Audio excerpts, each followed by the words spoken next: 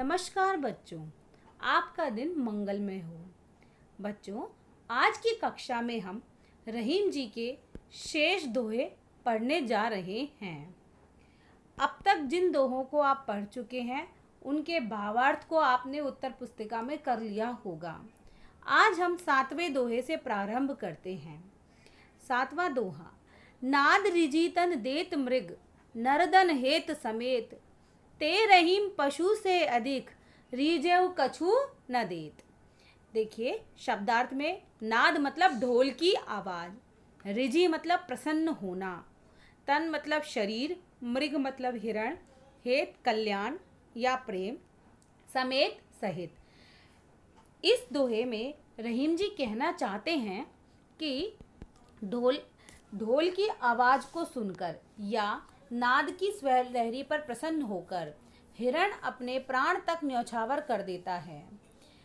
उसी प्रकार किसी व्यक्ति की कला पर मुग्ध होकर मनुष्य उसकी कल्याण की कामना करते हुए प्रेम पूर्वक धन अर्पित कर देता है। अर्थात जब मनुष्य किसी दूसरे व्यक्ति की कला से प्रसन्न होता है तो उसके बदले में उसे बहुत सी प्रशंसा, सम्मान, साथ में कुछ धन भी दे देता है। जिस प्रकार हिरण नाद की स्वर लहरी के आगे अपने प्राण तक न्यौछावर कर देता है, यहाँ पर रहीम जी ने कहा है कि वे व्यक्ति जो किसी की कला पर प्रसन्न होकर भी उसे कुछ नहीं देते, वे व्यक्ति पशु से भी अधिक निम्न होते हैं।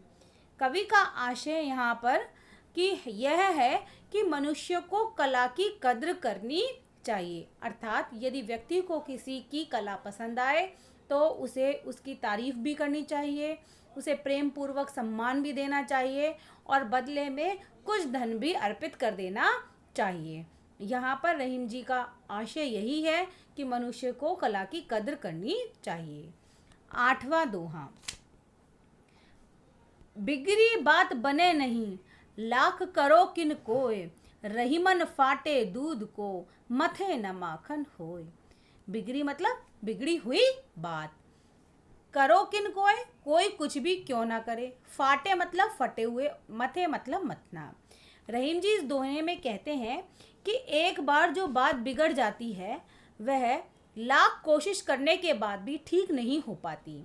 जिस तरह एक बार जब दूध फट जाता है तो उसे चाहे कितना भी हम मथ लें, हम उससे मक्खन नहीं निकाल सकते। ठीक उसी प्रकार कि जब किसी से एक बार हमारे संबंध खराब हो जाते हैं या फिर किसी कार्य के दौरान कोई आधारभूत गलती हो जाती है तो कितना भी प्रयास क्यों ना किया जाए वह पहले जैसा नहीं होता। आशय यही है कि अपने संबंधों को संभाल कर रखना चाहिए। किसी भी बात को अपने मुख से निकालने से पूर्व तोल लेना चाहिए कि वह बात सही है या नहीं। 9वां दोहा। इसी प्रकार 9वें दोहा। रहीमन देहि बड़ेन को, लघु न दीजिए डारी, जहाँ काम आवे सुई, कहा करे तरवारी।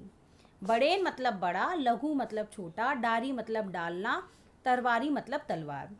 कवि रहीम अपने इस दोहे में कहते हैं कि बड़े अर्थात शक्तिशाली को सामने देखकर छोटे अर्थात कमजोर की उपेक्षा या उसका त्याग नहीं करना चाहिए, क्योंकि जहाँ सुई काम आती है वहाँ तलवार क्या कर सकती है। इस दोहे के माध्यम से कवि यह कहना चाहते हैं कि इस संसार में मौजूद सभी चीज़ों का, सभी मनुष्यों का, सभी जीवों का अपना अपना महत्व है, सबका अपना अपना कार्य है, कोई एक दूसरे का स्थान नहीं ले सकता। जिस प्रकार सुई का काम कपड़ों को सिलना है, उसी प्रकार तलवार का काम युद्ध में है। यदि हम सुई का काम तलवार से करेंगे तो वह संभव नहीं, और तलवार का काम हम सुई से करेंगे तो वह भी संभव नहीं। इसी प्रकार यह बताया गया है कि हर एक चीज़ का अपना महत्व है, कोई भी एक दूसरे का स्थान नहीं ले सकता। जिस प्रकार सुई तलवार का और तलवार सुई का नहीं ले सकती। इसलिए महान एवं बड़े लोगों को देखकर लघु या छोटे लोगों की उपेक्षा नहीं करनी चाहिए, क्योंकि उनका कार्य कोई अन्य नहीं कर सकता।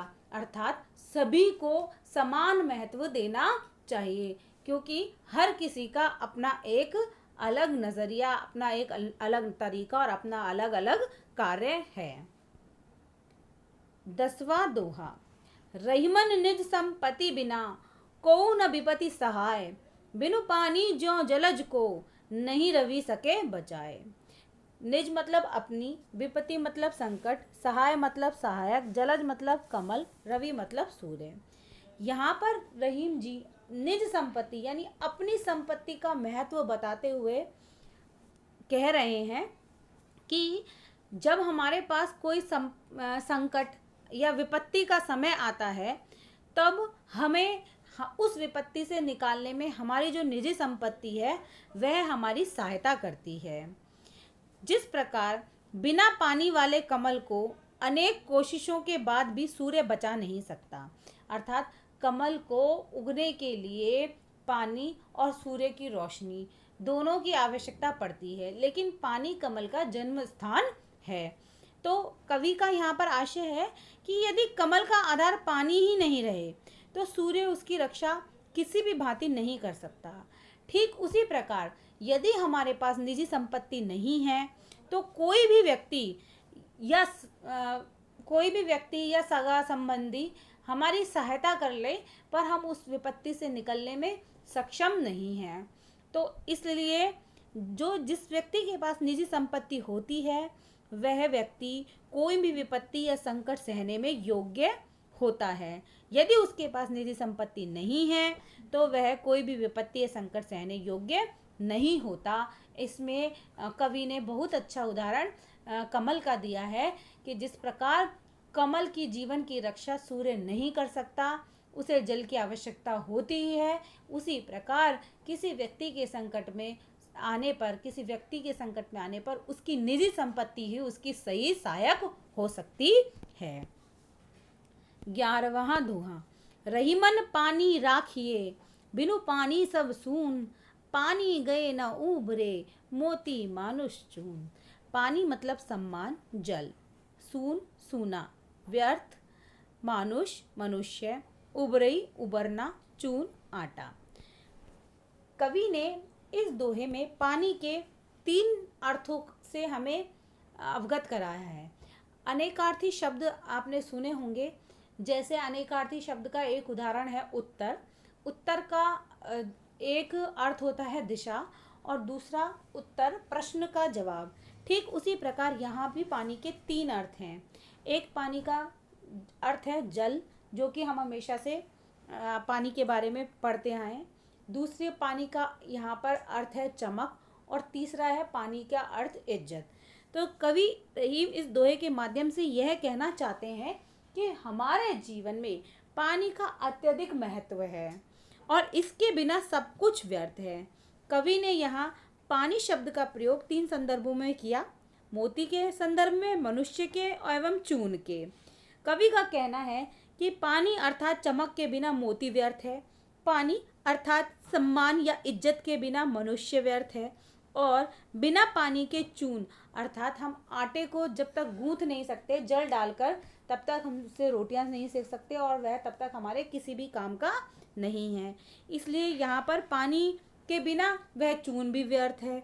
यहाँ कवि पानी की महिमा का बखान करते हुए उसके महत्व को अलग अलग संदर्भों में रेखांकित करते हुए यह कहना चाहते हैं कि हमारे जीवन में पानी का अत्यधिक महत्व है। इसलिए हमें उन्होंने सीख भी दी गई है कि पानी, रहीमन पानी राखिए, कि रहीम जी कहते हैं कि पानी को रखना चाहिए, क्योंकि बिना पानी के सब कुछ सूना है या व्यर्थ है या बेकार है।